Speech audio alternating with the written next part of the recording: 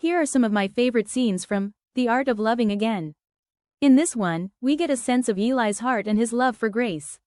Eli could have left town years ago and started his own gallery. But he'd stayed for her. Not in some dramatic, heroic way. Just in the way a tree stays rooted when the wind asks it to bend. He would bend for her anytime. In this scene, Grace is remembering something her dead husband used to say all the time. This is the turning point for her. The moment she realizes it might be okay to move on. Keep painting, love. You know art heals. Love, he would say, could heal as well. Grace heard footsteps behind her, and she didn't have to turn to know Eli stood behind her. Emotion pierced her fluttering heart. Lingering grief? Stirrings of hope? Maybe both. And finally Grace makes the choice to love again. I love this moment because it's a powerful one for her. I'm scared. She dug her fingernails into her palm. If I let go of the past, what do I have left? Eli brushed a strand of hair from her face. Maybe something new, something beautiful. The tears rose, unbidden, into Grace's eyes.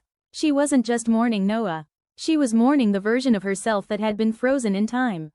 Now, with Eli's gaze steady on hers, she realized she had a choice. To stay in the darkness of the past. Or to walk into her sunrise with Eli. The ending has some beautiful moments. My favorite is when Eli comes out and sees the finished painting Grace has been working on. He's walking on the beach, and she's walking with him. Beside the studio door hung a smaller canvas.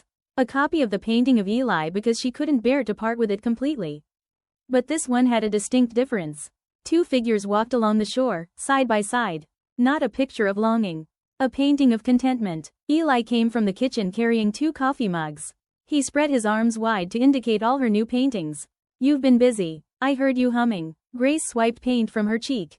Trying to make up for lost time. They sipped their coffee in silence, surrounded by colors and stories. Outside, the world kept bustling. But for the first time in a long time, Grace didn't feel left behind. She was no longer waiting for healing to arrive. She'd become part of its unfolding.